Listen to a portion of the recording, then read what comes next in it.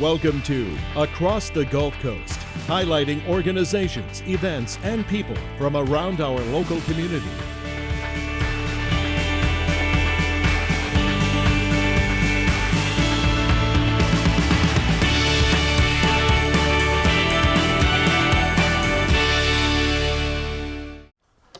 Hello, I'm Cam Johnson, Public Affairs Manager for Cox Communications, and I'd like to welcome you to this episode of Across the Gulf Coast. We've got a lot going on this fall up and down the Emerald Coast. We're going to start off in Pensacola with an annual event that always draws a very large crowd and has delicious seafood for everybody. Of course, that is the Pensacola Seafood Festival held in downtown Pensacola. And here now to join me to talk about that is Benny Gaines and Mark Leitner. Gentlemen, thank you so much for coming on the program today. Thank you. Thank you, Cam. Absolutely.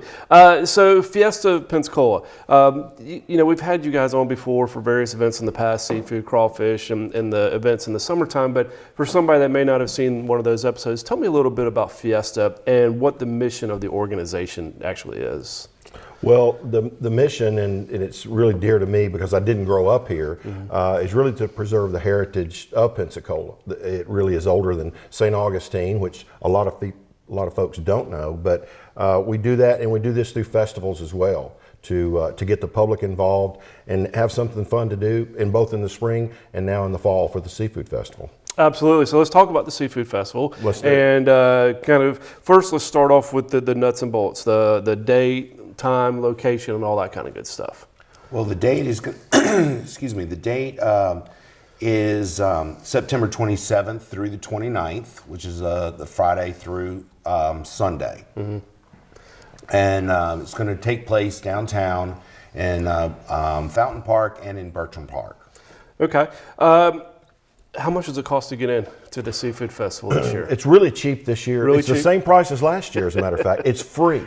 And it is free because we have great sponsors. Mm-hmm. I'll mention a couple of those. We got Budweiser, Buffalo Rock, Pepsi, the Pensacola News Journal, WEAR, Cox, of course, Step One Automotive Group, Cat Country, BB&T Bank, High Point Hotel, Lamar Advertising, and Framing by Design. So that allows folks to go between all the parks that Mark just mentioned. All three of them are there in a row. Bayfront is blocked off, and so you're free to mingle through all the parks. And there's great food.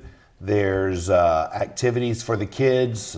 There's all the vendors. So please come down and check us out. Let's talk about some of that food. And I know one of the most popular parts of the Seafood Festival is the Gulf to Table. Yep. And that display area there with kind of the local restaurants and that local feel. Who do y'all have on tap for this year? And what are some of the types of things people can experience when they get there? Not necessarily what they're going to be cooking, but just the experience overall that people will have when they visit that section. So those that are signed up so far are the Fish House, Sons of Italy, Cafe Nola, Greek Gumbo, Nick's Boathouse, the Southern Pearl, Fisherman's Corner, Bonehead's Fire Grilled, and more. More. That's who I didn't know about. But yeah, those. So that, for those that aren't familiar with the festival, that's where you have really. It's all seafood, right?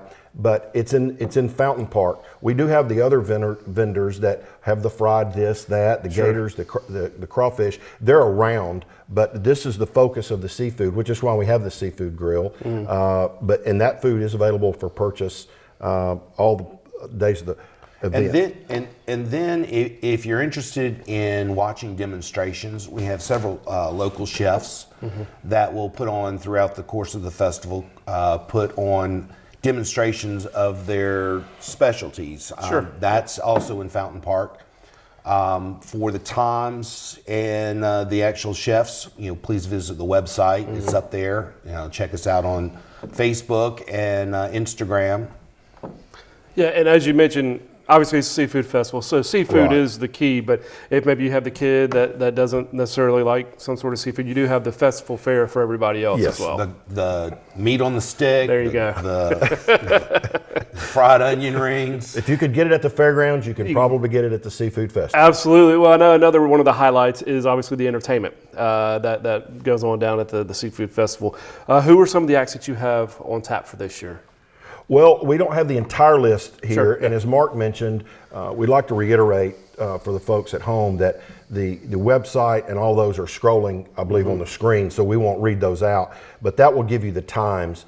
The two that we want to highlight on Friday night is going to be Charlie Worsham and a stroke of genius by someone. I get to follow up this year, and it's my chairmanship. We have the Molly Ringwalds again on Saturday night.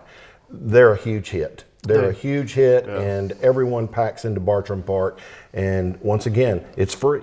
Same cost as last year. Yeah, and Molly Ringwalds, I know when they were here, gosh, probably 2 or 3, 4 years ago now, that was one of the biggest crowds I've ever seen at the Seafood Festival in the park. Tremendous. It was outstanding. They put on a great show. So we've got about 30 seconds left. But Mark, earlier you mentioned the activities for the kids. What are some of the things available in the kids section, the children's area that they can? We have a full area set up for the children. This includes some face painting, Popular.